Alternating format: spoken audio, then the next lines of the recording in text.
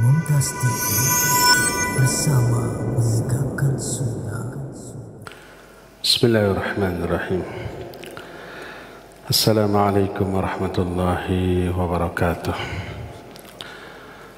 Alhamdulillahirabbil alamin wa bihi nasta'in ala umurid dunya waddin wal 'aqibatul muttaqin wa la 'udwana illa 'alal zalimin.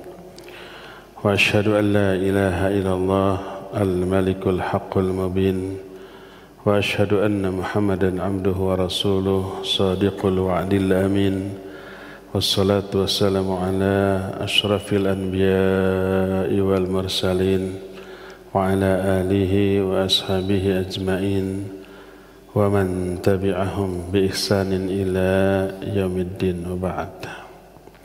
Hadirin jamaah Masjid Pusdai Bandung yang Allah muliakan, para pendengar radio Tarbiyah Sunnah ataupun radio-radio lain yang ikut merilai kajian kita ini, juga para pemirsa beberapa stasiun TV, Persada TV, Niaga TV, Rabbani TV dan lain-lain, juga para netizen melalui akun manapun di mana saja Anda berada. Alhamdulillah kita kembali berjumpa. Kita sudah menerangkan beberapa keadaan manusia pada hari kiamat. Yang pertama, keadaan orang kafir. Sudah kita terangkan. Mereka dihinakan, direndahkan, mereka mengalami penyesalan yang tak terkira, mereka pun putus asa. Seluruh amal-amal baik mereka gugur. Terus terjadi pertengkaran di hari kiamat antara yang menyembah dengan yang disembah, antara pengikut dengan pemimpin-pemimpin yang diikutinya, antara manusia dengan setan yang menyesatkannya, bahkan terjadi juga antara seseorang dengan anggota badannya, bahkan yang terakhir juga pertengkaran terjadi antara jasad dengan ruh. Selesai pembahasan keadaan orang-orang kafir di akhirat. Kita lanjut bagaimana keadaan orang-orang mukmin di akhirat. Orang mukmin ini ada dua kategori. Pertama, yang soleh, kedua yang salah. Yang salah ini maksudnya orang muslim tapi ahli maksiat. Mereka melakukan ibadah, sholat, saum Ramadan, haji atau umrah berkali-kali, zakat, infak, sedekah. Tapi mereka pun suka terjerumus ke dalam perbuatan dosa besar, seperti bergibah, berdusta, memfitnah, mencela, menyakiti sesama, zalim, atau melakukan perintah Allah dengan mungkin riya, mungkin tidak mutaba'ah, bercampur dengan beragam kebid'ahan, atau dosa-dosa besar lainnya, yang ketika ditimbang antara kebaikan dengan dosa itu jauh lebih banyak dosa-dosanya. Kebaikannya ada, tapi enteng, ringan, sedikit. Ibadahnya tidak terlalu gesit, tidak terlalu rajin, hanya sedikit. Ibadah yang sedikit tersebut sangat minim kualitasnya. sangat minimal, bahkan di bawah batas minimal. Dari aspek kekhusyuan, aspek keikhlasan, aspek mutaba'ah, dan seterusnya. Akibatnya ketika ditimbang antara pahala dengan dosa, jauh lebih berat kepada dosa. Allah menyatakan wa amma man khaffat mawazinu fa ummuhu hawiyah wa ma adraka ma hiya narun hamiyah. Adapun orang yang enteng, ringan amal kebaikannya, berarti ini muslim.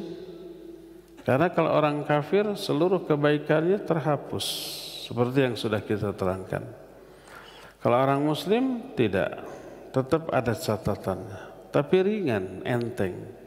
Lebih besar dosa, lebih banyak dosa, lebih berat kepada maksiat.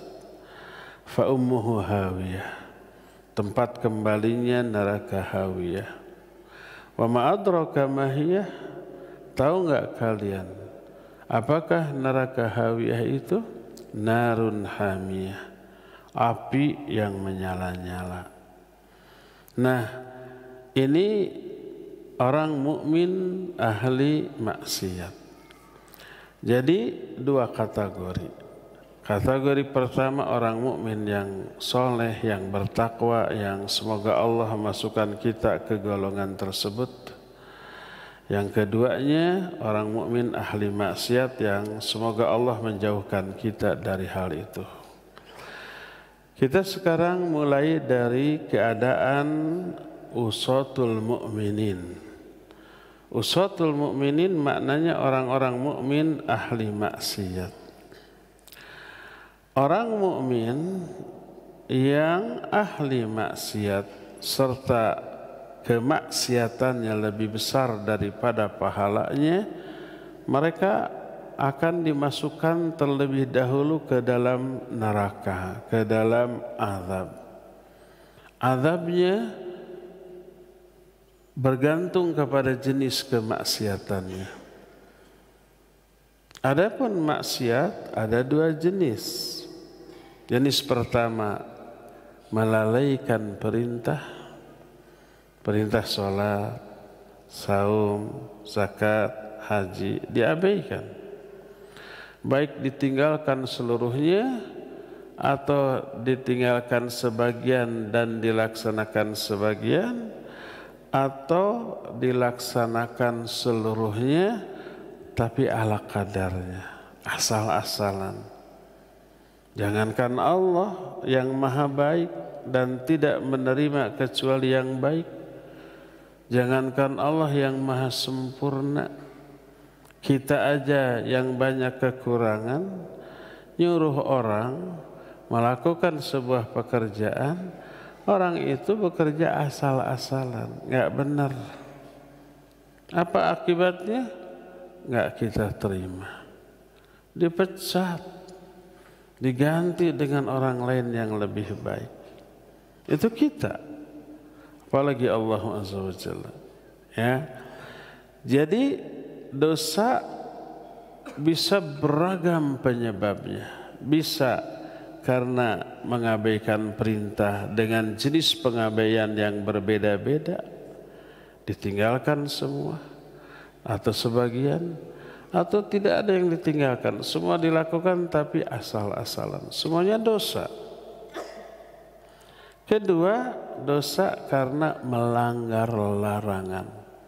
Yang Allah larang, yang Allah haramkan, dilanggar.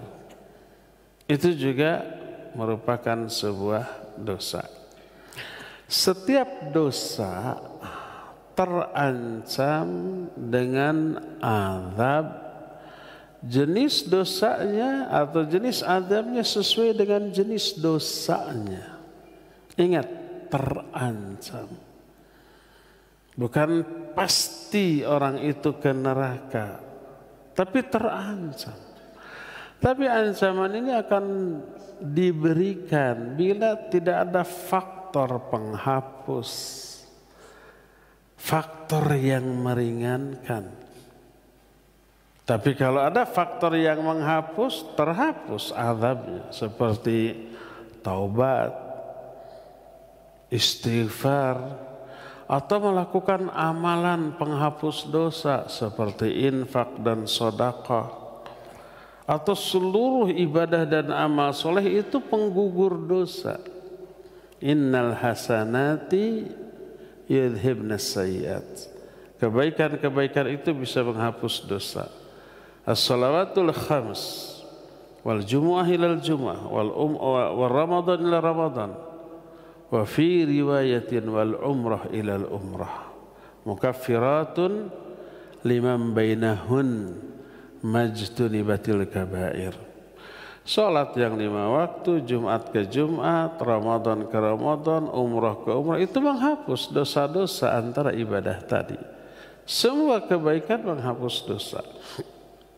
Maka sangat mungkin orang itu berbuat dosa tapi tidak diazab di akhirat. Bisa karena tobat atau tidak tobat, kebawa sampai ke akhirat tapi tidak diazab karena terhapus oleh banyak kebaikan. Infak dan sedekah menghapus juga, ya. Nah, adapun kalau tidak ada faktor penghapus dari dosa, baru orang itu kena azab di akhirat atas dosa-dosanya. Makanya kalau kita menghukumi sebuah perbuatan bahwa perbuatan itu haram, lalu ada ayat atau hadis yang mengancam azab, itu berarti orang itu terancam, bukan pasti. Sangat mungkin tidak, ya sangat mungkin tidak. Karena mungkin tobat, mungkin terhapus oleh amalan-amalan baik lainnya. Di antara dosa yang menyebabkan seseorang diazab di akhirat adalah pertama, alladzina la yu'tunaz zakah. Orang-orang yang tidak menunaikan zakat. Dia punya banyak harta, sudah kena kewajiban zakat, jumlah harta yang dimilikinya sudah sampai pada nisab, dari aspek waktu kepemilikan harta itu sudah berlalu 1 tahun, wajib keluarkan zakat. Dan zakat ini termasuk hak Allah yang sangat agung. Maka berkata para ulama, min huquqillahil kubra az-zakah wa hiya haqqul mal. Di antara hak-hak Allah yang sangat besar adalah zakat. Hak tentang hartanya. Sehingga orang-orang yang tidak menunaikan zakat dari hartanya, orang itu akan diazab. Diazabnya oleh Allah, alat untuk mengazabnya adalah harta yang dia miliki yang tidak dizakati.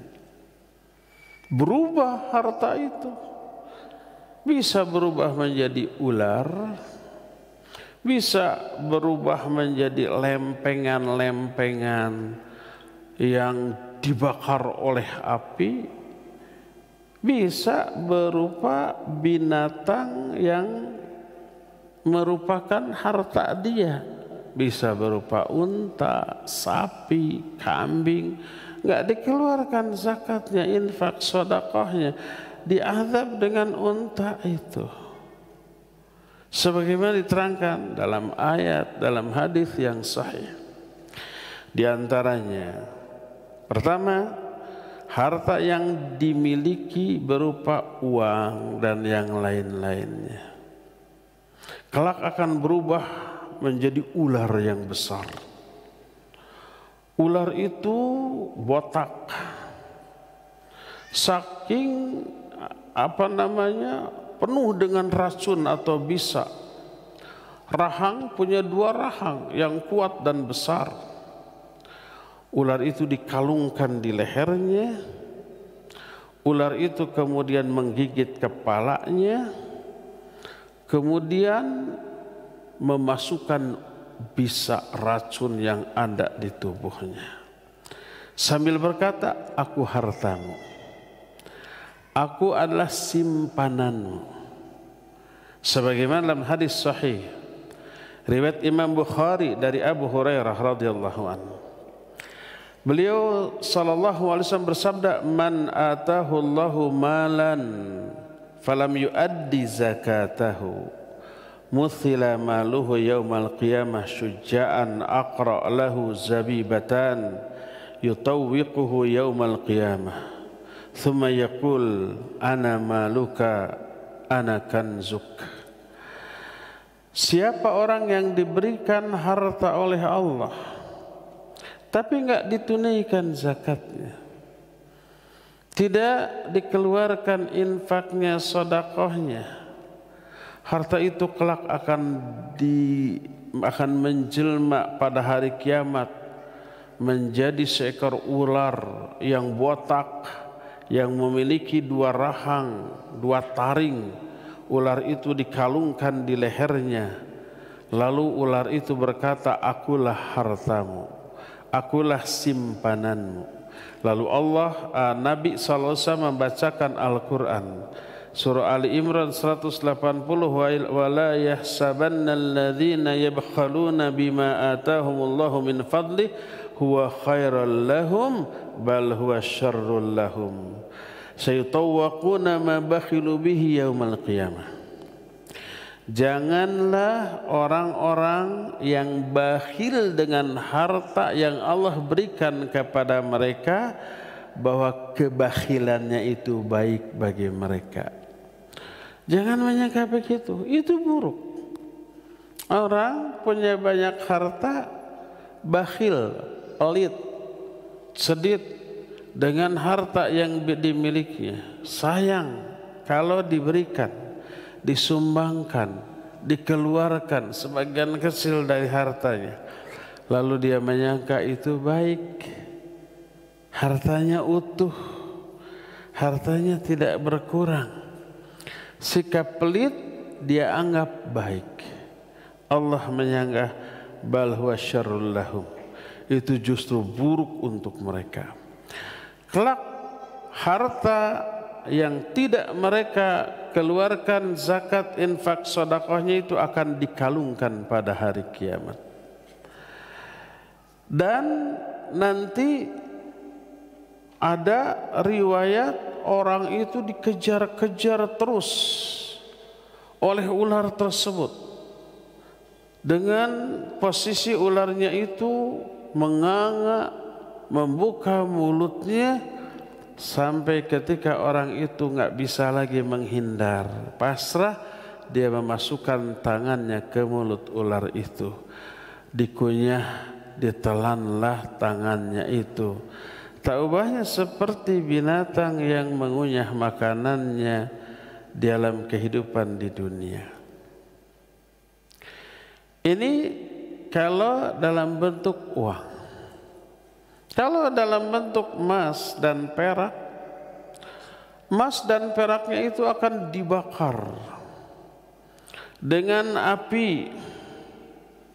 Lalu emas dan peraknya tersebut akan dituangkan ke wajahnya, ke punggungnya, ke arah pipinya, ke kepalanya, dalam keadaan mencair. Kenapa emas perak mencair? Saking panasnya. Dan itu menjadi siksaan baginya.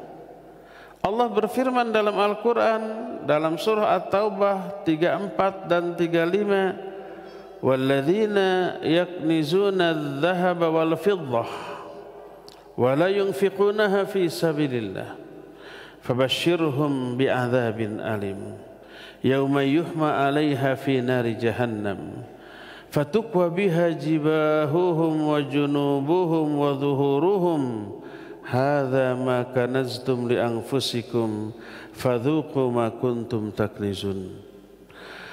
Orang-orang yang menyimpan emas dan peraknya, ini hanya mewakili seluruh jenis harta yang lain. Sebab harta bukan sekedar emas perak kan? Ada tanah, rumah, bangunan, perusahaan, deposito, saham, itu tapi diwakili oleh emas dan perak. Siapa yang menimbun, mengumpulkan, menyimpan emas dan peraknya dan tidak menginfakannya di jalan Allah, ada masjid yang dibangun cuek, ada pondok pesantren yang sedang dibangun juga dia tidak peduli, tidak memiliki perhatian, tidak tersalurkan hartanya ke sana. Fabashirhum bi'adzabin alim, sampaikan berita kepada mereka dengan azab yang sangat pedih. Bagaimana bentuk azabnya? Pada hari ketika hartanya dipanaskan di api neraka jahanam, kemudian dituangkan ke dahi mereka, ke tubuh mereka, ke punggung mereka, sambil dikatakan, inilah harta yang kalian kumpulkan di dunia untuk diri kalian, maka rasakan harta yang kalian kumpulkan ini. Mereka diazab dengan hartanya. Harta itu di dunia dinikmati, di akhirat oleh Allah dijadikan alat untuk mengazab. Tidak hanya itu, termasuk harta tersebut berupa binatang-binatang. Kelak binatang itu akan menyiksa pelakunya, pemiliknya, bila tidak dikeluarkan zakatnya, infak atau sedekahnya.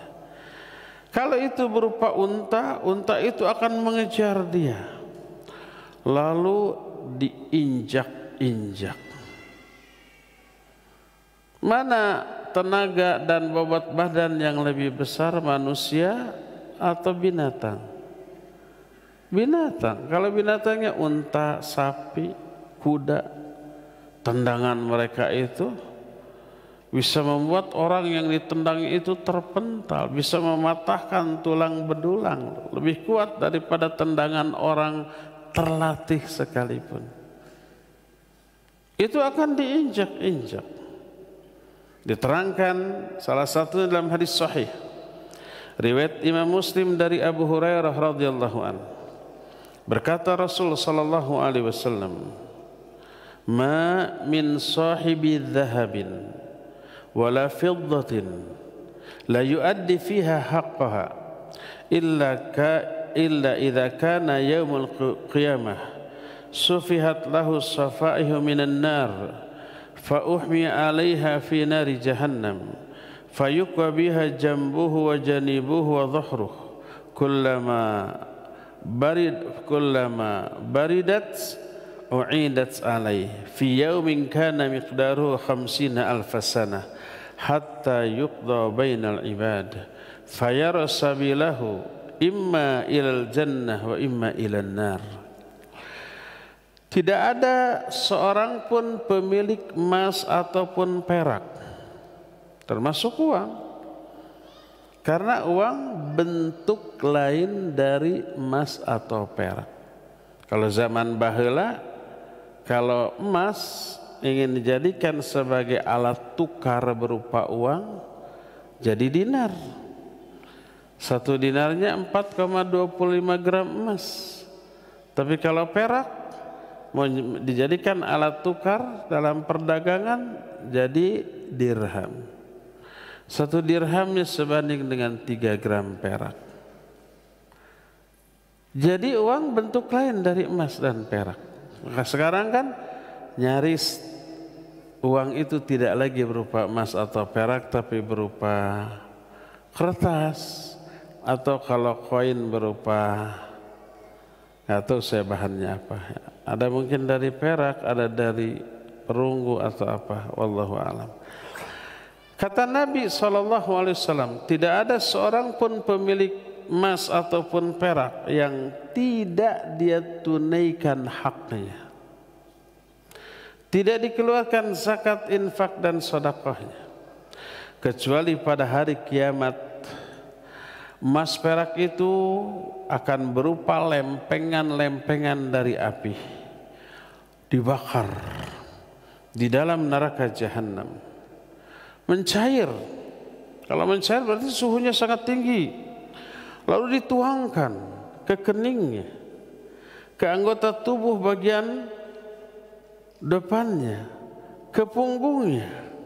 Setiap kali mendingin, setiap kali suhu dari cairan emas perak itu dingin, kami panaskan kembali.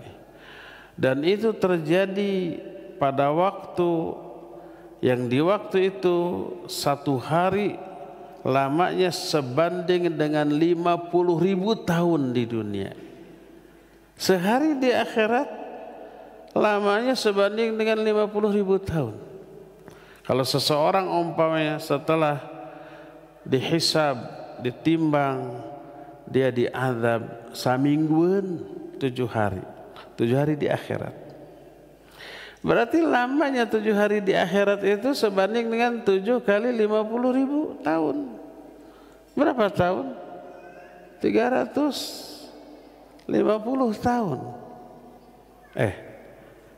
350.000 tahun. Siapa yang tahan? Walaupun sementara. Tapi sementaranya itu 350.000 tahun untuk hitungan lama waktu di dunia. Waliyadzubillah. Eta teh nu samingguan dianggap nate. Kebayang kalau setahun, 10 tahun, seabad dan seterusnya. Waliyadzubillah. Maka sampai seorang sahabat berkata, ya Rasulullah, fal ibil, wahai Rasulullah, bagaimana kalau harta simpanannya itu bukan emas, bukan perak, bukan uang, tapi unta? Wajib enggak keluar zakat, infak, sedekahnya? Yang apabila tidak ditunaikan juga akan diazab. Bagaimana dengan bentuk azabnya? Dijawab oleh Nabi alaihi salatu wassalam, wala sahiba ibilin la yuaddi minha haqqaha wa min haqqiha halbuha yawma wardiha illa idza kana yaumul qiyamah butiha laha buqa'un qarqara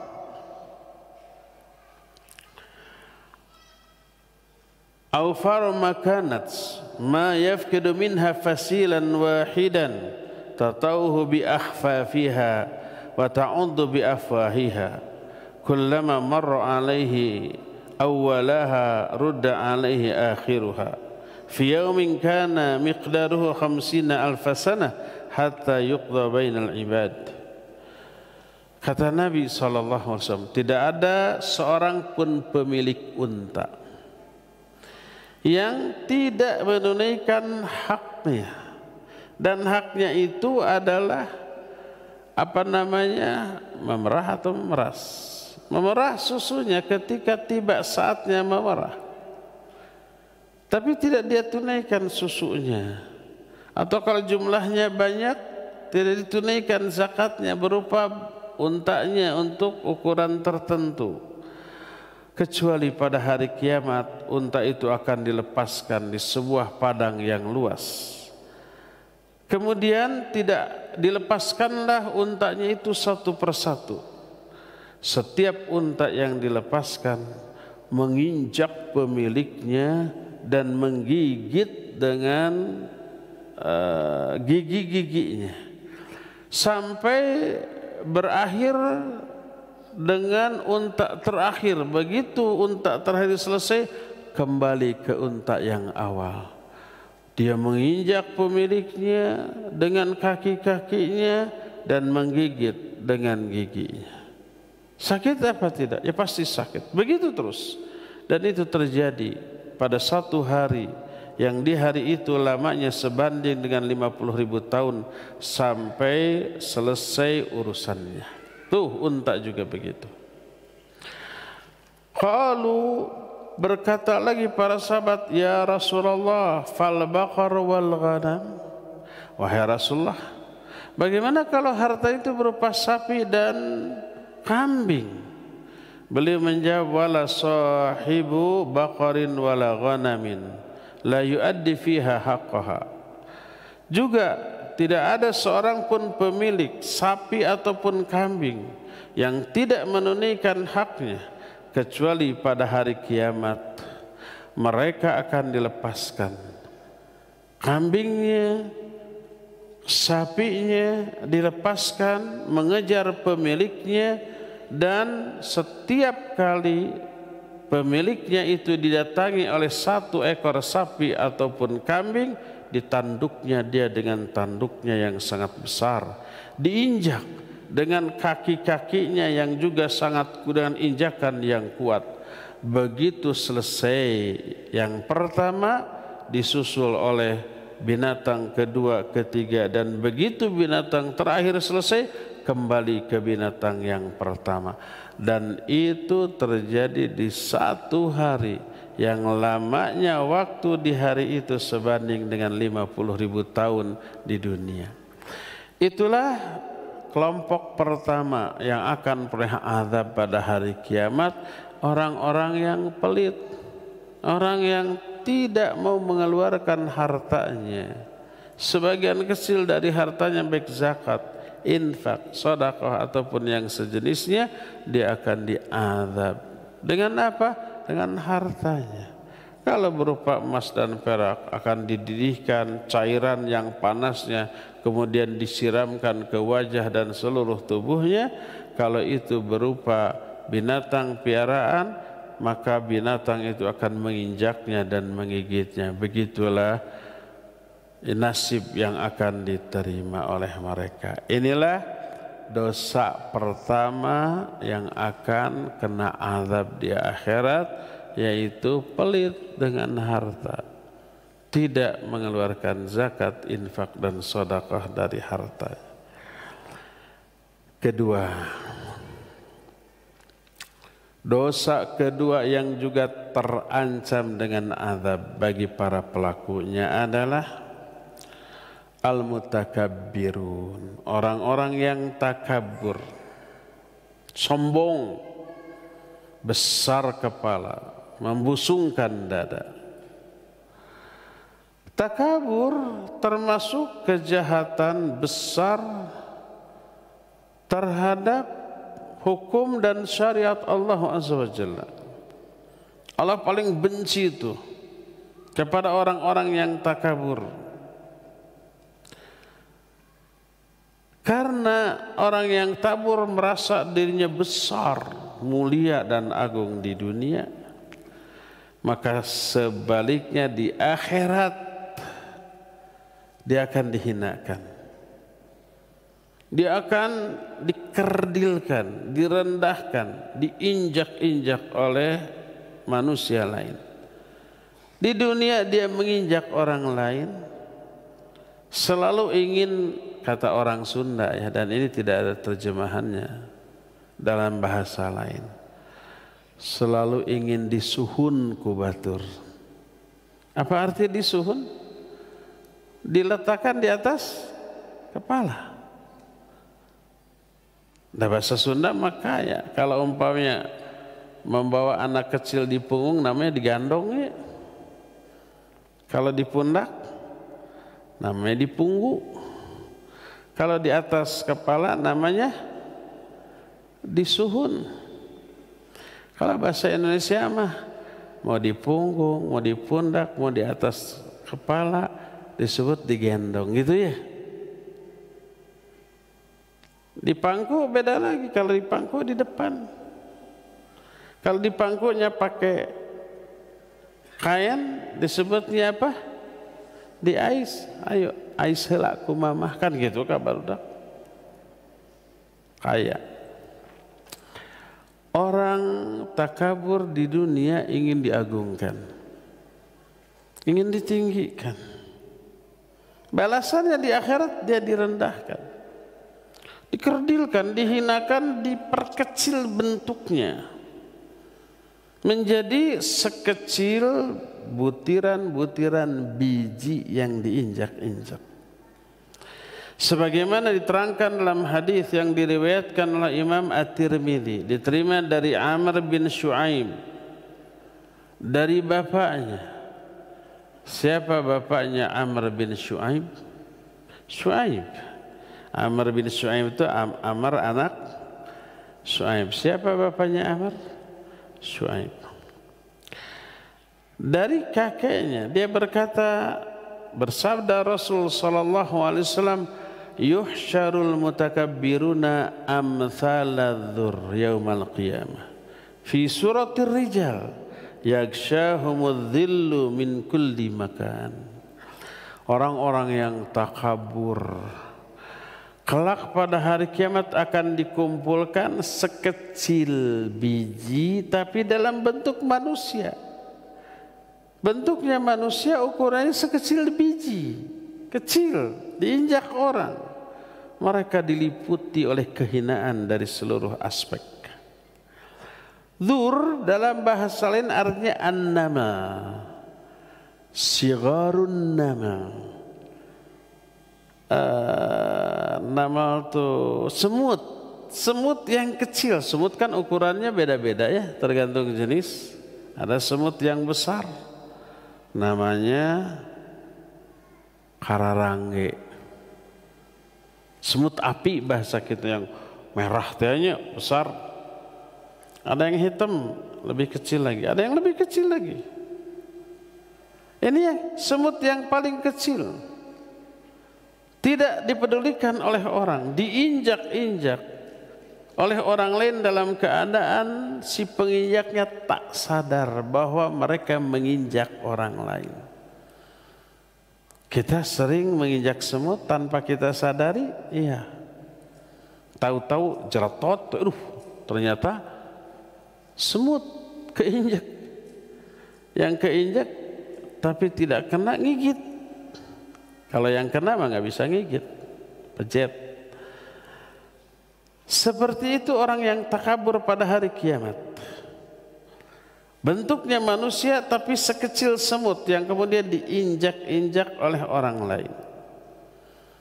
Dalam hadis yang diriwayatkan oleh Imam Bukhari, Imam Muslim, Imam At-Tirmidzi dari Abu Hurairah radhiyallahu an, Rasul sallallahu alaihi wasallam menyatakan, akhna'u ismin indallahi yaumal qiyamah rajulun tusamma malikul amlak. Wa zada Muslim fi riwayatin la malika illallah azza wa jalla. Nama yang paling hina di sisi Allah pada hari kiamat adalah seseorang yang diberi gelar raja di raja, maharaja, kayak itu paling dibenci itu. Dalam bahasa Persia disebut syahansyah. Syahansyah maknanya malikul amlak, raja di raja. Makanya kalau antum punya anak, jangan sekali-kali diberi nama syahansyah, jangan. Beda dengan haswansyah, itu beda lagi. Boleh kalau itu, karena namanya lain.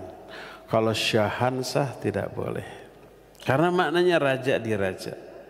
Imam Muslim menambahkan dalam hadis yang beliau riwayatkan, karena tidak ada raja selain Allah. Jadi diberikan sebagai nama yang menggambarkan kesombongan pun tidak boleh.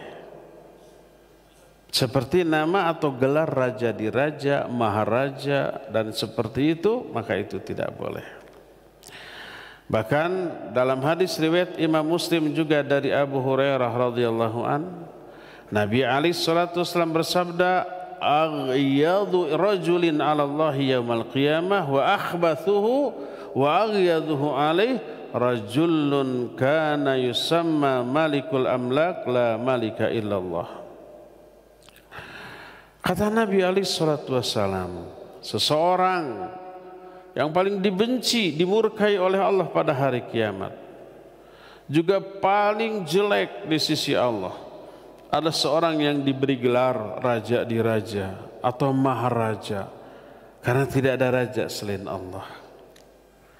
Berkata Al-Qadhi Iyad rahimahullahu ta'ala, makna akhna tadi disebutkan dalam hadis Nabi SAW menyatakan akhna'u ismin, nama yang paling akhna.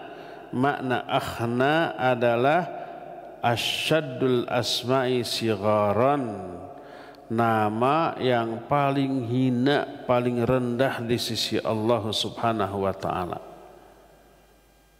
Adalah nama yang menunjukkan ketakaburan. Gelar yang paling jelek, paling Allah murkai, paling Allah benci adalah gelar atau sebutan yang menunjukkan ketakaburan ataupun kesombongan. Baru nama aja nggak boleh diberikan, gelar saja nggak boleh diberikan.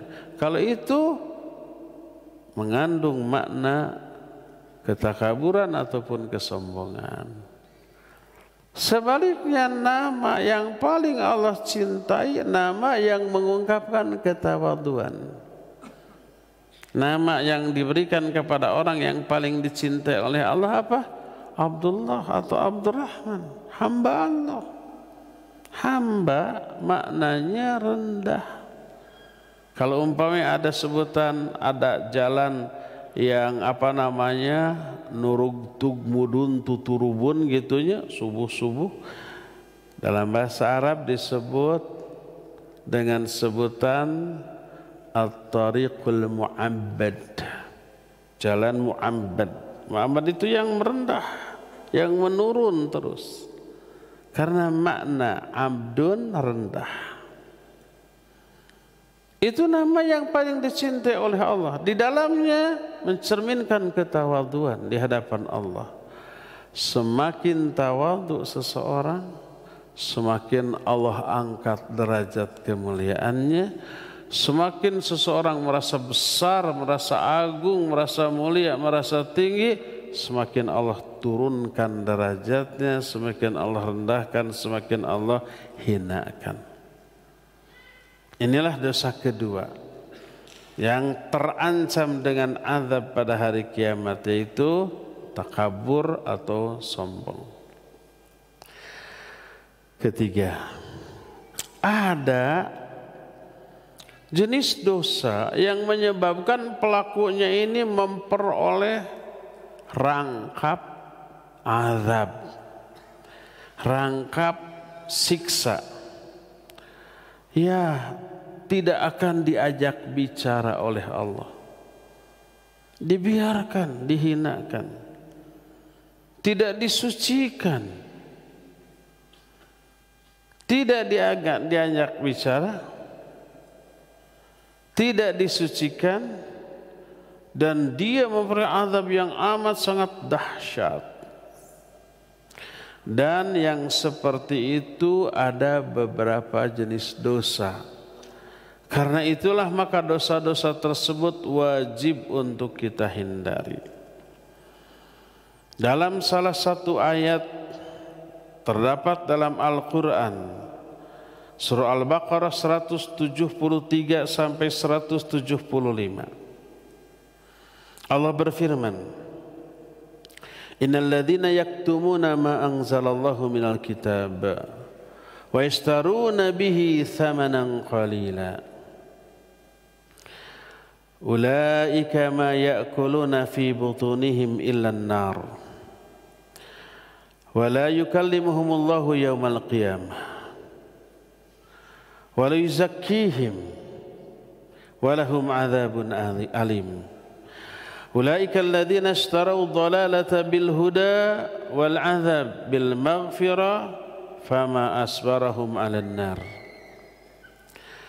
Orang yang diceritakan di dalam ayat ini bukan orang bodoh, bukan orang awam, orang dengan kemampuan di atas rata-rata. Yaitu siapa? orang-orang yang berilmu, kalangan para ulama, para kiai, para asatidz, para duat, para mubaligh, terkena dengan ayat ini, sudah rangkap azab, siksa, kehinaan yang Allah akan berikan. Kalau orang bodoh, orang awam melakukan dosa agak dimaklumi, ya enggak? Bukan berarti benar, itu salah. Tapi rada dimaklumi, dah bodoh. Tapi kalau orang berilmu, tahu sengaja dilanggar, terlalu. Makanya azabnya lebih dahsyat. Jenis kejahatannya sama, azabnya beda. Karena apa? Karena alasan atau kondisi yang berbeda. Orang bodoh melakukan dosa diazab. Orang pintar melakukan dosa yang sama diazab, tapi azabnya lebih dahsyat. Diterangkan dalam Al-Quran surah Al-Baqarah 173 tadi.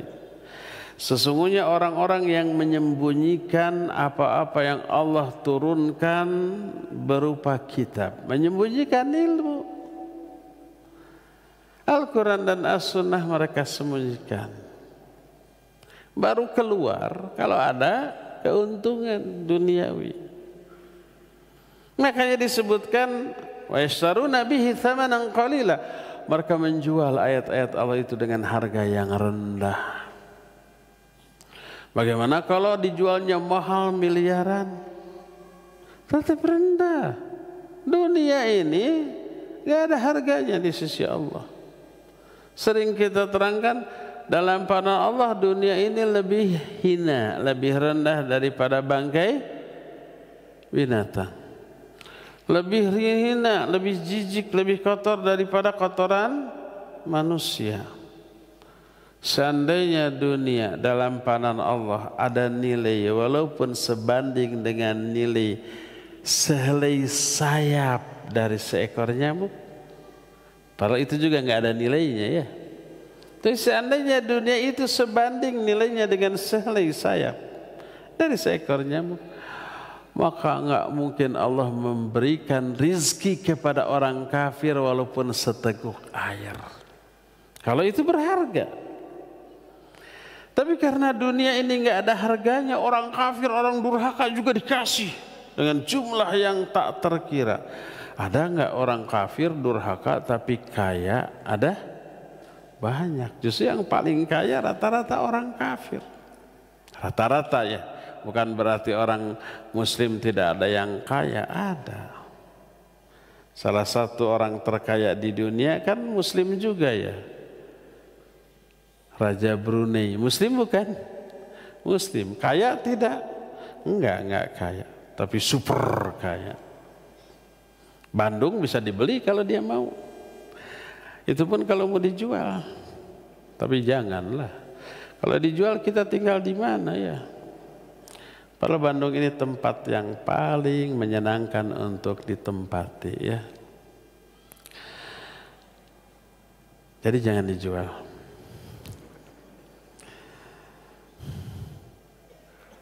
Jadi karena nggak ada harganya dunia, Allah kasih ke orang durhaka sekalipun. Orang menghina Allah, menghina Rasulnya, menghina Al-Quran, dikasih kekayaan dan kekuasaan karena nggak ada harganya di mata Allah.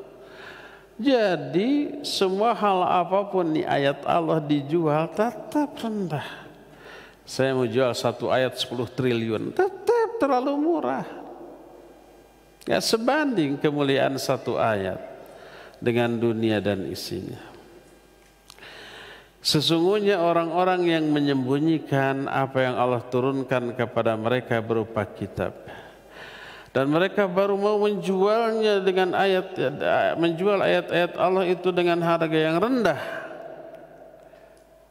maka mereka tidak makan apapun dari hasil penjualan itu kecuali api neraka. Pertama itu. Wala yukallimuhumullahu yaumil qiyamah, Allah enggak akan ngajak mereka bicara. Dihinakan tuh, dicuekkan. Wala yuzakkihim, tidak akan dibersihkan dosa-dosanya, tapi akan diazab. Walahum adzabun alim, bagi mereka azab yang sangat pedih. Mereka lah orang-orang yang menjual, yang membeli kesesatan dengan petunjuk, membeli azab dengan ampunan. Mereka punya petunjuk berupa kitab tadi. Itu petunjuk dijual untuk memperoleh azab, untuk memperoleh kesesatan. Mereka memperoleh ampunan, dijual, dilepas untuk memperoleh azab. Dan mereka tidak akan tahan terhadap azab neraka. Berkata Al-Imam Ibnu Katsir rahimahullahu ta'ala ketika menerangkan ayat ini dalam kitab tafsirnya, Tafsirul Quranil Azim, atau yang dikenal dengan sebutan Tafsir Ibnu Katsir. Di juz yang pertama halaman 363 beliau katakan, wala yukallimuhumullahu yaumal qiyamah wa la yuzakkihim wa dzalika li'annahu ta'ala ghadban 'alaihim li'annahum katamu wa qad 'alimu fastahaqqul ghadab fala yanzuru ilaihim wa la yuzakkihim ay la yuthni 'alaihim wa la yamdahum bal yu'adzibuhum 'adzaban alima. Allah tidak akan mengajak bicara kepada mereka pada hari kiamat dan tidak akan mensucikan mereka. Padahal ini ada isyarat. Orang yang berilmu tentang kitab dan sunnah, Allah suka, Allah ridhoi, Allah senang dan akan mengajak berbicara kepada mereka. Dan Allah akan bersihkan dosa-dosa mereka dengan ilmu tentang kitab dan sunnah tersebut. Tapi karena disembunyikan, tidak diamalkan, tidak diajarkan, Allah murka. Karena mereka menyembunyikan ilmu yang mestinya disebarkan. Mereka layak memperoleh kemurkaan dari Allah. Allah tidak akan memandang mereka. Allah tidak akan mensucikan mereka. Maknanya Allah tidak akan sanjung mereka, Allah tidak akan memuji mereka, bahkan Allah mengazab mereka dengan azab yang pedih. Ini mengisyaratkan orang yang mempelajari ilmu dan memilikinya, dia layak disanjung, dia layak dipuji, bahkan sebelum ilmu itu didapat, bahkan ketika ilmu itu masih sedang dipelajari. Dalam proses belum tentu faham. Apakah setiap orang yang belajar suatu ilmu dia otomatis faham ilmu yang dia pelajari? Belum tentu. Sok kita belajar bahasa Inggris 8 tahun. Di SMP 3 tahun, SMA 3 tahun, perguruan tinggi 4 semester 2 tahun, 8 tahun. Apalagi anak-anak sekarang dari SD kan sudahnya. Dulu zaman kita, zaman saya maksudnya, SD tuh sampai kelas 6 I love you aja belum paham. Baru belajar dari SMP ya, sekarang kan dari SD. 8 tahun belajar bahasa Inggris sampai sarjana. Ada sarjana yang bisa bahasa Inggris cau-ciu-cau gitu? Tidak ada. Kalau ada yang pintar pasti kursus di luar sekolah, ya enggak? Nah seperti itu. Enggak paham.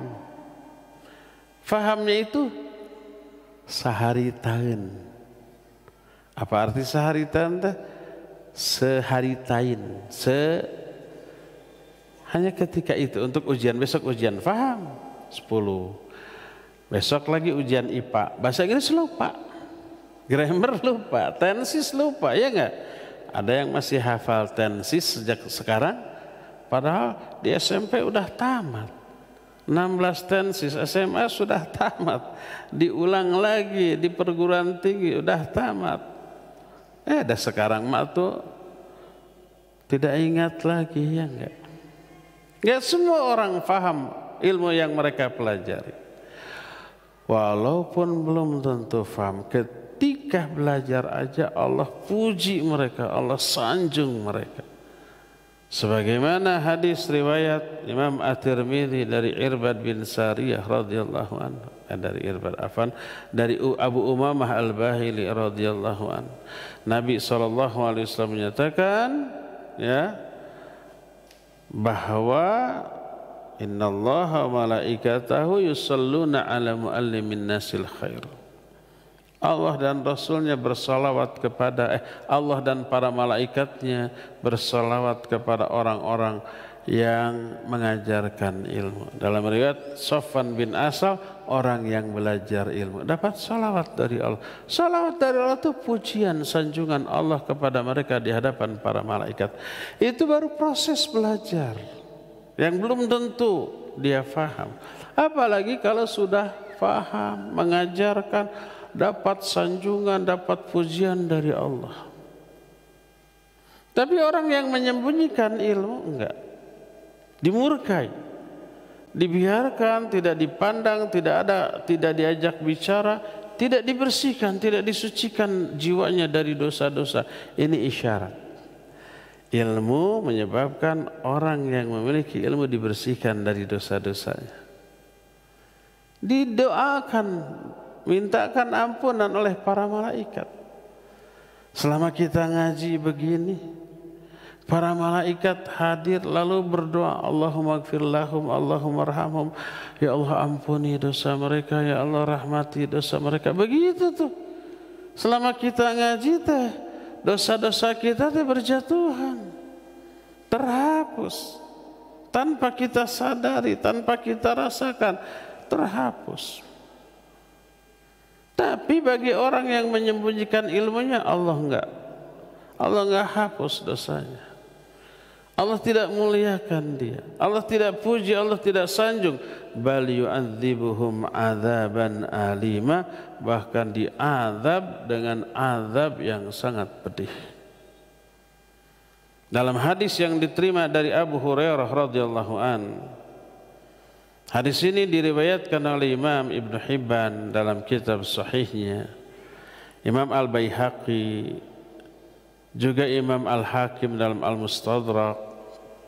Lalu Al-Hakim menyatakan sahihun ala syarti shaykhain wa lam yukhrijah. Hadis ini sahih berdasarkan syarat Imam Bukhari dan Imam Muslim. Sekalipun Imam Bukhari dan Imam Muslim tidak meriwayatkan, tapi sama kualitas kesahihannya. Nabi SAW bersabda, man su'ila an ilmin fakatamahu uljima yaumal qiyamah bilijamin min nar. Siapa orang yang ditanya tentang suatu ilmu tapi dia enggak mau jawab, dia sembunyikan, dia akan dikekang pada hari kiamat dengan kekang dari api neraka. Dalam riwayat lain disebut ma min rajulin yahfadhu ilman fayaktumuhu illa ata yaumal qiyamah maljuman bilijamin min nar. Tidak ada seorang pun yang menghafal suatu ilmu, menguasai suatu ilmu, lalu dia menyembunyikan ilmu itu, tak mau diajarkan, kecuali dia datang pada hari kiamat dalam keadaan dikekang. Maljum itu dipasang tali kekang pada hidungnya yang terbuat dari api neraka. Itu kelompok pertama yang memperoleh 4 jenis azab. Pertama, tidak dilihat, tidak dipandang oleh Allah. Kedua, tidak diajak bicara. Ketiga, tidak dibersihkan. Keempat, diazab dengan azab yang pedih. Yaitu orang yang berilmu tapi menyembunyikan ilmunya. Orang yang memiliki ilmu, dia mau mengajarkan ilmunya asal dibayar dengan harga dunia yang rendah. Segede apapun bayarannya tetap rendah, selama itu dunia. Ini yang pertama. Kedua, orang yang memiliki atau diancam dengan azab yang seperti tadi adalah orang-orang yang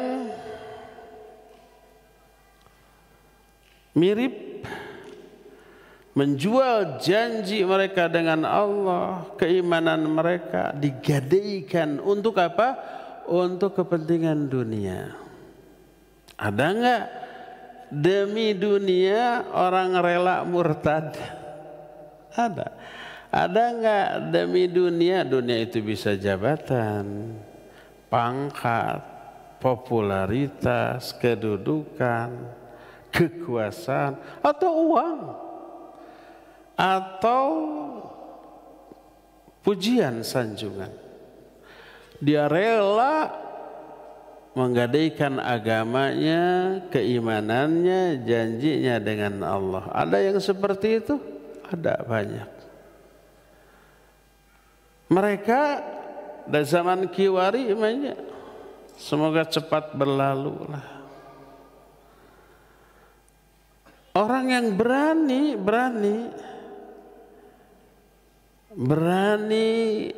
merendahkan Islam dan kaum muslimin itu viral. Itu didukung, itu diekspos, itu di backing, itu dibayar. Allah Azza wa Jalla berfirman dalam Al-Quran dalam surah Ali Imran ayat 77. Kata Allah Subhanahu wa taala, "Innal ladzina yashtaruna bi ahdillahi wa aymanihim thamanan qalila ulaika la khalaqa lahum fil akhirah wa la yukallimuhumullah wa la yanzuru ilaihim yawmal qiyamah wa la yuzakkihim wa lahum adzabun alim." Sesungguhnya orang-orang yang menjual janji-janji kepada Allah, sumpah-sumpah mereka yang menyebut nama Allah dengan harga yang rendah, mereka itu orang-orang yang tidak akan memperoleh bagian apa-apa di akhirat, tidak akan diajak berbicara oleh Allah, tidak akan dipandang oleh Allah pada hari kiamat, tidak akan disucikan, dan bagi mereka ada azab yang sangat pedih.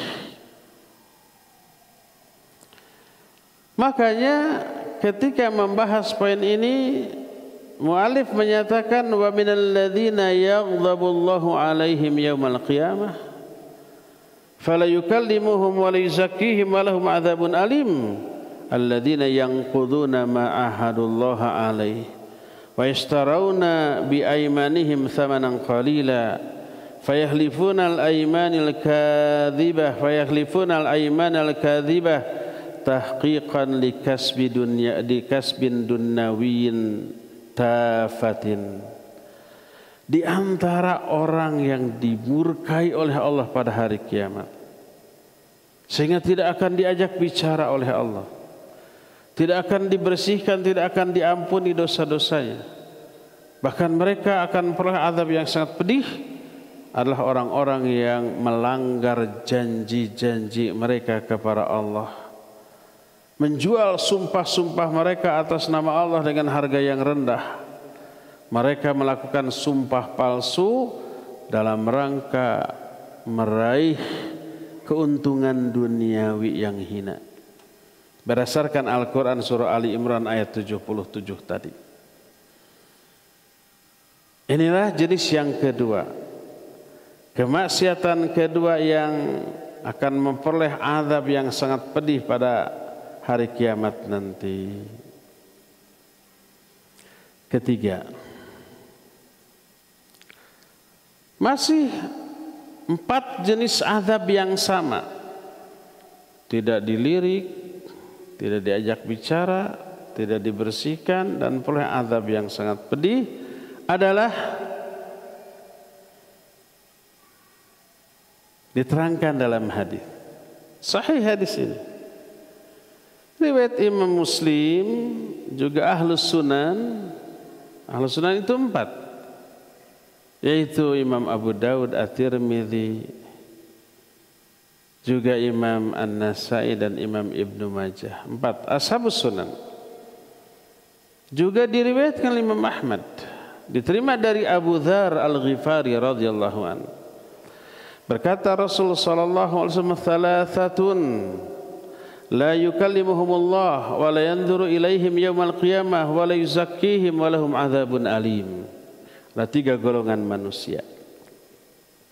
Hati-hati di antara ikhwan, bahkan juga akhwat ada nih. Di kalangan para penuntut ilmu banyak nih. Hati-hati. 3 golongan manusia, mereka tidak akan diajak bicara oleh Allah, tidak akan dilihat oleh Allah, tidak akan dibersihkan jiwanya oleh Allah, dan akan ditimpakan azab yang sangat pedih. 3 golongan. Berkatalah para sahabat, Abu Dzar bertanya, "Qultu ya Rasulullah, man hum khasiru wa khabu?" Wahai Rasulullah, siapa 3 golongan ini? Sungguh rugi dia, sungguh celaka mereka itu.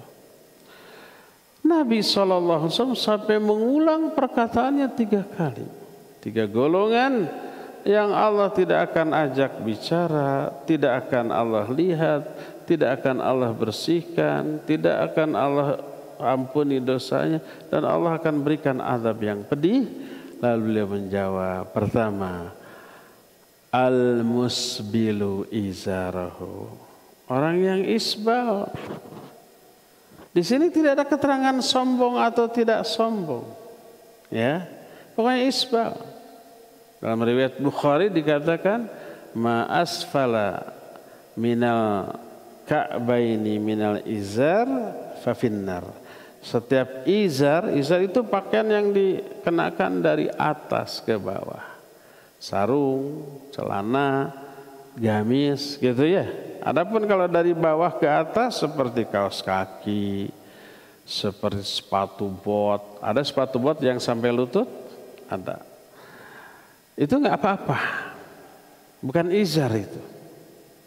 Bukan dilarang menutupi 2 mata kaki, bukan. Tapi dilarang menggunakan pakaian yang dipakai dari atas sampai menutupi mata kaki. Itu isbal. Sombong ataupun tidak sombong. Iyyakum wal isbal fa innal isbala minal makhilah. Bahkan isbal itu sendiri adalah wujud kesombongan yang nyata. Sombong secara syar'i ya. Bukan menurut kesepakatan kita sebagai manusia. Dah kata saya mah tidak sombong atau isbal mah. Kata saya. Emang saya teh siapa? Ini kata hadis loh. Kata Nabi SAW, ma asfala minal ka'bair minal izar fa finnar. Kata hadis, iyyakum wal isbal fa innal isbala minal makhirah.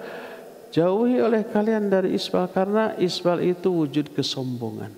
Itu kata Nabi, sombong. Jangan dibantah. Menurut saya mah ada disombong atau gitu. Menurut saya, ini mah kata Nabi.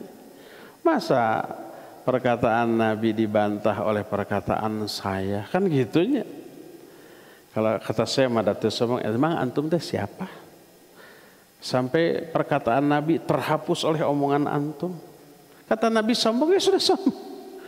Karena definisi dan batasan sombong menurut orang beda-beda ya. Seringkali yang tidak sombong dianggap sombong. Seorang sahabat ketika mendengar siapa yang punya sombong walaupun sekecil debu, dia tidak akan masuk surga ya. Ada sahabat, ya Rasul, ada tuh orang yang suka pakai pakaian bagus gitu ya, sandal bagus, sombong enggak? Karena kenapa dia nanya gitu? Saat itu yang kayak gitu disebut sombong. Kata Nabi enggak, yang itu enggak sombong. Sombong itu batrul haq, menolak kebenaran, wa ghamtun nas, dan menghinakan manusia. Ada orang berpapasan dari jauh, dari mana ke mana mau apa? Cuek aja, enggak nyaut. Kita katakan apa? Sombong. Ditanya, ngelirik pun tidak, sombong. Kalau yang gitu kan bukan sombong, tapi tuli. Yang tuli disebut sombong. Definisi dan batasan sombong dalam pandangan manusia beda-beda. Jangan dipakai. Ada orang yang jalan tuh gini. Ya. Kita katakan sombong itu orang. Padahal bisul di sini. Jangan pakai batasan dan definisi sombong menurut manusia. Menurut hadis. Kata Nabi SAW, fa innal isbala minal makhilah. Isbal itu salah satu bentuk kesombongan. Hadis sahih riwayat Imam Abu Daud dalam kitab Sunan Abu Daud. Nah, pertama yang akan memperoleh 4 jenis azab tadi al-musbil. Yang kedua wal munfiq sil'atahu bil halfil kadzib. Orang yang menjual barang dengan dibumbui sumpah palsu. Biar apa? Biar laku. Mang ini berapa? 20.000 sekilo, 10.000. Ini mah super. Padahal KW 10. Manis ini mah. Padahal hasem. Makanya namanya juga orang manis. Dia sumpah palsu. Mang ini berapa? 20. 10 aja. Demi Allah. Dari sananya juga 18.000. Saya cuma ngambil 2.000 untuk ongkos. Padahal tidak natengan 5.000. Biar laku ya. Nah, ini terancam dengan 4 jenis azab. Ada di kalangan ikhwan yang seperti itu kalau dagang? Semoga tidak ada. Bisi ayat. Ada di kalangan ikhwan yang isbal? Mungkin ada. Kalau akhwat harus isbal. Akhwat wajib isbal. Kalau enggak isbal maka kelihatan betisnya nanti. Dan yang ketiga al-mannan. Hati-hati dengan al-mannan tanpa disadari. Al-mannan maknanya orang yang suka mengungkit-ungkit kebaikan dia, pemberian dia kepada orang lain. Itu selain terhapus pahalanya juga diazab dengan 4 jenis azab ini. Hati-hati, kadang ada ikhwan yang super nyebelin. Oleh kita bantu tapi dia nyebelin. Lalu kita ungkit, dasar nggak tahu diri, saya sudah kasih bantuan, sudah kasih uang, sudah kasih akhwat segala macam, masa begini perlakuannya. Diungkit jasa dia kepada orang itu. Al-mannan. Jangan terpancing dengan sikap nyebelin orang lain untuk bersikap al-mannan.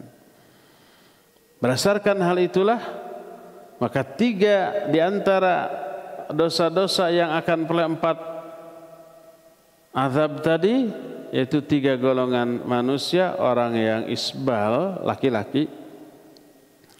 Kedua, orang yang menjual barang dengan sumpah palsu, atau pembeli dengan sumpah palsu. Mang ini berapa? 20.000. Di tumatungan 5.000 sumpah wallahu. Padahal wallahu mah bukan sumpah. Kalau sumpah wallahi. Di sana saya tanya 10.000 loh. Saya pikir di sini 5.000. Udah saya kesana lagi. Padahal bohong, di sana 30 malah. Akhirnya si mang teh mangala nyesok atuh bade sabaraha ton. Kalah dia. Sama ya. Sarwana. Jadi tidak boleh, wajib untuk kita hindarkan. Inilah dosa ketiga yang memperoleh 4 jenis azab. Dosa yang pertama menyembunyikan ilmu. Dosa yang kedua itu apa tadi? Ya ini. Ini apa namanya? Menjual agama untuk kepentingan dunia ya. Yang ketiganya 3 golongan manusia. Keempat. Ini yang ancamannya 4 macam ini banyak loh. Keempat. Kita jelaskan bulan depan karena sekarang sudah mau 10:30. Sudah habis waktu yang kita miliki untuk menerangkan. Kita sekarang masuki sesi tanya jawab. Apabila ada pertanyaan dipersilakan diajukan. Baik pakai catatan, Ahwat pakai catatan, kalau Ikhwan boleh ngacung kalau ada pertanyaan nanti dikasih mic. Maksudnya kasih pinjam nanti mic-nya dibalikin lagi. Wassallallahu ala nabiyina Muhammadin wa ala alihi wa ashabihi wasallam. Ada pertanyaan? Bismillah, koreksi afan Ustaz. Nah ini yang lebih saya suka ini, koreksi. Ustaz, adab orang pintar dimulai Al-Baqarah 174, 175. Tadi Ustaz ayatnya 173. Barangkali salah. Iya gitu.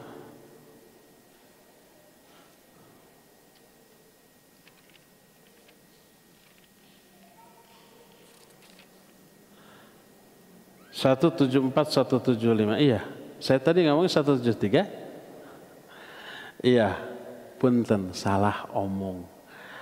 Ai di pikiran 174, ai keluar 173 kurang 1. Terima kasih kepada yang mengoreksi ya. Kalau ada saya salah menyebut ayat atau hadis, tolong diberitahu. Nggak perlu di belakang, langsung di sini. Terima kasih. Yang benar 174, 175. Koreksi kedua. Bagaimana hukum, ini mah yakin pertanyaan. Bagaimana hukum sholat sendiri dengan anak yang belum balik, yang kadang duduk di pangkuan dan memotong tempat sujud kita bolak-balik? Apakah pahala kita berkurang? Minta solusinya. Iya.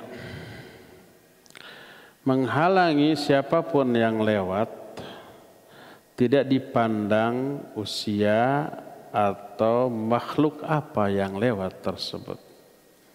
Karena ini berkaitan dengan hak Allah atas diri kita. Sampai Nabi SAW kambing mau lewat pun dihalang. Kambing. Padahal kambing ngerti enggak? Enggak ngerti. Kambing mau lewat di depan dihalang. Sampai kekeh itu si kambing merkedewang. Sampai Nabi SAW maju, akhirnya kambing lewat di belakangnya baru mundur kembali. Maka anak kecil pun demikian dihalangi. Jangan beralasan kan dia belum paham, belum ngerti. Kambing juga dihalangi, padahal dia mah bukan belum paham, tidak akan paham kalau kambing. Segede apapun. Walaupun kambing itu sudah balik. Sudah beranak malah ya. Tetap harus dihalangi. Apabila dibiarkan lewat, batal enggak sholat kita?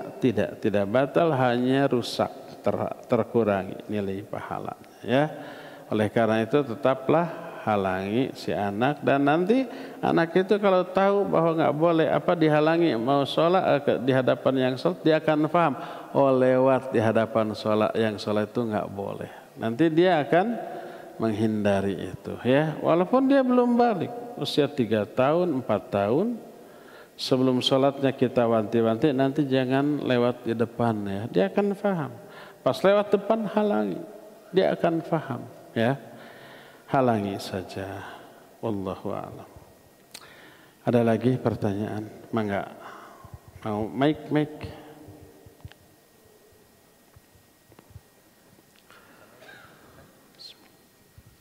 Kasih. Ini asa-asa. Bismillah. Assalamualaikum Ustaz. Tadi di antara Ustaz sampaikan ada orang-orang yang takabur. Antara lain dengan gelar raja, diraja, dan maharaja. Bagaimana dengan negara-negara Islam seperti Brunei Darussalam, Malaysia, dan termasuk Saudi Arabia sendiri? Terima kasih Ustaz. Assalamualaikum warahmatullahi wabarakatuh. Waalaikumsalam warahmatullahi wabarakatuh. Iya. Penguasa di beberapa kerajaan, termasuk kerajaan-kerajaan yang Islam, tidak digelari raja diraja, hanya diberi gelar raja saja. Yang tidak boleh itu raja diraja, syahansyah atau malikul amlak. Adapun kalau malik, raja, ya memang raja, dan itu tidak terlarang. Dan di dalam kata raja tersimpan makna memiliki wewenang dan kekuasaan. Sama dengan ulil amri. Yang terlarang raja diraja, ya. Adapun mengatakan raja Malik fulan, maka boleh, tidak apa-apa. Wallahu a'lam. Ada lagi? Kalau tidak ada dari netizen silakan. Baik Ustaz, ada pertanyaan melalui nomor di Radio Tarbiyah Sunnah. Beliau bertanya, Bismillah, Barakallahu fiik Ustaz, izin bertanya, seseorang yang melakukan dosa riba, tapi beliau selalu infak dan sodakoh, apakah amalan infak dan sodakohnya bisa menghapus dosa dari perbuatan riba tersebut Ustaz? Jazakallahu khairan. Silakan. Gibah? Dosa riba. Oh, riba. Ya. Adanya amalan penghapus dosa, termasuk tobat, istighfar, infak, sholat, saum, seluruh amal sholat dan kebaikan itu bisa menghapus dosa. Adanya keyakinan bahwa semua kebaikan bisa menghapus dosa tidak boleh dijadikan dalil untuk bebas bermaksiat. Tenanglah, maksiat sekarang, nanti juga saya infak kok. Sekarang terhapus. Itu ahwat menigolis dipelong terus. Terus dilarang, dosa loh. Tenang, nanti saya infak. Terhapus. Tidak boleh. Jadi adanya ketetapan Allah bahwa kebaikan bisa menghapus dosa tidak boleh dijadikan sebagai alasan untuk bebas melakukan dosa dengan alasan nanti bisa terhapus oleh sholat, oleh saum dan seterusnya. Kenapa? Pertama nih. Yang dimaksud kebaikan yang bisa menghapus dosa itu adalah kebaikan yang diterima oleh Allah. Kebaikan yang makbul. Salat adalah salat yang diterima. Saum yang menghapus dosa adalah saum yang diterima. Demikian juga infak dan sedekah. Nah, kalau salatnya, saumnya asal-asalan tidak diterima oleh Allah, maka tidak akan berfungsi meraih pahala atau menghapus dosa. Makanya Allah menjelaskan dalam Al-Quran salah satu ciri orang beriman, alladzina yu'tuna ma atau wa qulubuhum wajilah. Orang yang sudah beramal, amalnya amal-amal soleh, tapi hati mereka takut. Takut apa? Takut amalnya ditolak oleh Allah Subhanahu wa ta'ala. Karena kalau ditolak menunjukkan fondasi dari amal itu bukan ketakwaan. Mungkin aspek lain. Kalau karena ketakwaan pasti sungguh-sungguh benar-benar. Maka Allah menyatakan innama yataqabbalallahu minal muttaqin. Allah hanya akan menerima amalan dari orang yang bertakwa. Itu yang pertama. Kedua, efek dari diterimanya amal selain berpahala, selain menghapus dosa, juga orang itu akan mengerem diri dari semua dosa, menjauhkan diri dari semua maksiat. Itu bukti amal itu diterima. Allah berfirman, inna sholata tanha anil fahsya'i wal munkar. Semua sholat itu bisa mencegah dari perbuatan keji dan munkar. Dosa-dosa besar itu tidak akan dilakukan oleh orang yang sholat kalau sholatnya benar. Kalau setelah sholat masih fahsya, masih mungkar, menunjukkan sholatnya mardud, ditolak, terkena azab. Fawailul lil musallin alladzina hum an sholatihim sahun. Sudah sering kita jelaskan. Maksud sahun di sini sahun lalai dari tujuan sholat. Fahsya anil fahsya tanha anil fahsya wal munkar. Setelah sholat masih keji masih munkar menunjukkan sholatnya ditolak, tidak diterima oleh Allah. Makanya min alamati qabulil hasanah al hasanatu ba'daha. Di antara tanda diterimanya amal kebaikan adalah dia akan mengamalkan amal baik lain setelahnya. Wa min raddil hasanah as-sayyi'atu ba'daha.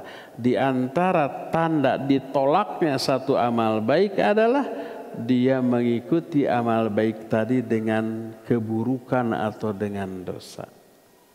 Jadi kalau seorang beramal baik, setelah beramal baik langsung dia melakukan dosa, maka dosa itu tanda bahwa amal baik tadi ditolak oleh Allah dan tidak diterima. Makanya kalau orang infak sedekah, setelah infak dan sedekah, efek dari infak dan sedekah yang dilakukannya adalah umpamanya diterima, efeknya dia akan tawadhu.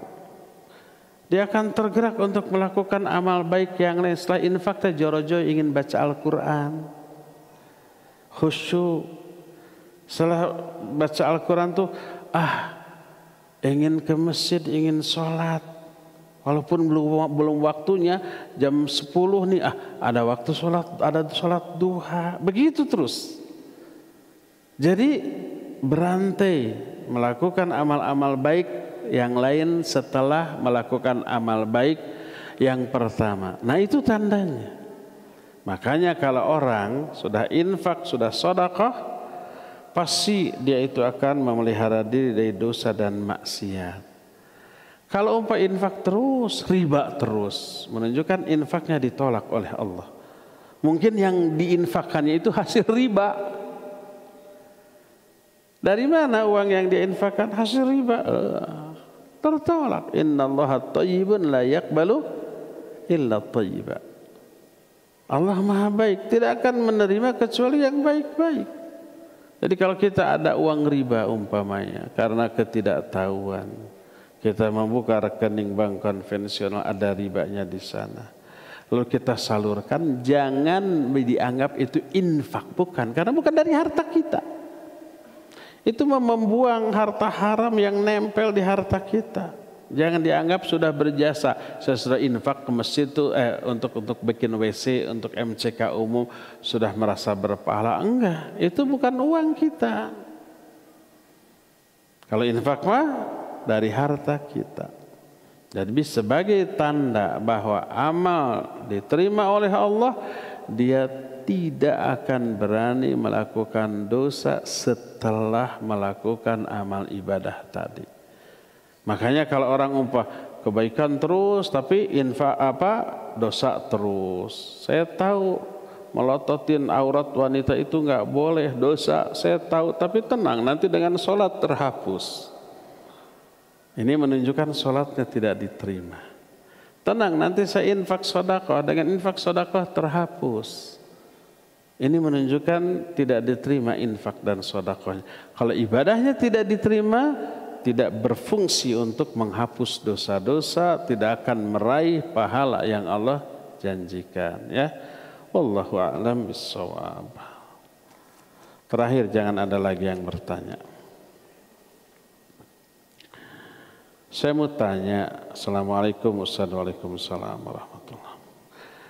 Sebaiknya bagaimana sebaiknya menjaga diri selama proses menunggu jodoh dari Allah?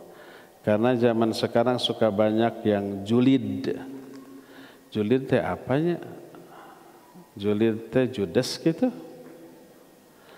Sering saya dengar kata julid. Julid teh apa sih? Apa julid? Suka nolongin, ngomongin, gibah dong. Pokoknya jahat gitulahnya. Jahat. Oh, diomongin itu laku jomblo gitu. Oh gitu julid deh. Baru tahu. Nanti saya cari di Google apa arti julid. Menjaga diri selama menunggu jodoh ya. Pertama, tetaplah istiqamah di atas amal soleh.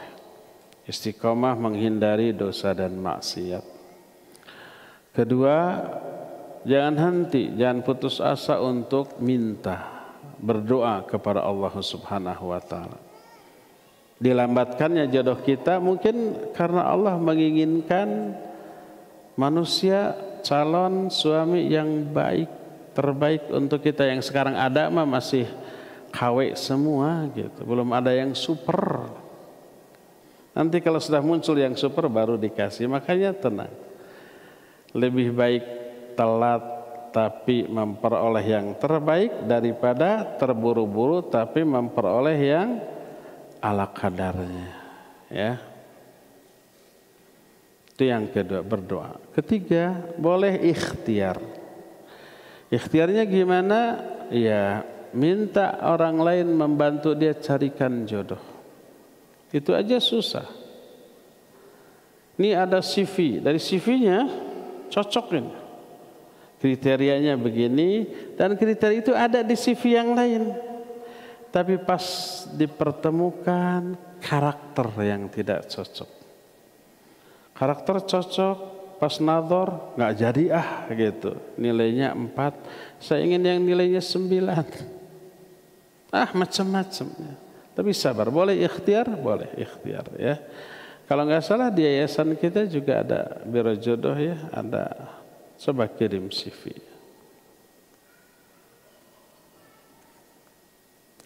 Terus kalau ada yang ngejulidin gimana? Diomongin, disebut jomblo, disebut nggak laku, disebut perawan tua dan seterusnya. Itu untung bagi kita, nggak ada rugi. Apa untungnya? Dosa berguguran, pahala nambah. Orang yang julidnya langsung terhukum saat itu. Bagaimana hukumannya? Pahala dia berkurang di over ke kita, dosa dia bertambah, dosa kita di over ke dia tuh. Sok aja sing banyak orang yang julid ke kita biar bersih dosa, pahala nambah. Untung ya. Jadi orang yang julid yang ngomongin keburukan kita sama dengan sini pahala kamu untuk saya, sini dosa kamu untuk saya, nih pahala saya untuk kamu. Sama dengan gitu. Siapa yang untung? Kita yang diceritakan, yang dijulidin tadi. Siapa yang rugi? Dia yang julid yang rugi ya. Terakhir, ana menjual toko sebesar 600 juta. Ya meureun. Apakah ana terkena kewajiban membayar zakat atau sedekah saja? Tergantung. Kalau toko tersebut sejak mulai mau dijual diiklankan, belum laku, maka itu dianggap simpanan, kekayaan. Setelah setahun baru laku, keluarkan zakatnya 2,5%. Karena sudah haul, sudah 1 tahun dan sudah nisab. Kalau 600 juta sudah sampai nisab jelas. Tapi kalau begitu sekarang diiklankan besok laku, pagi diiklankan jam 11 sudah laku, maka belum haul, tidak ada kewajiban zakat atas penjualan itu ya. Jadi kalau umpamanya sudah 1 tahun belum laku, setelah 1 tahun baru laku, maka keluarkan zakatnya. Tapi kalau belum 1 tahun sudah laku, maka belum sampai kewajiban zakat. Wallahu a'lam bishawab. Cukup sampai di sini. Insyaallah kita berjumpa kembali bulan depan di hari Selasa ketiga. Wassallallahu ala nabiyina Muhammadin wa ala alihi wa ashabihi wasallam. Wassalamualaikum warahmatullahi wabarakatuh.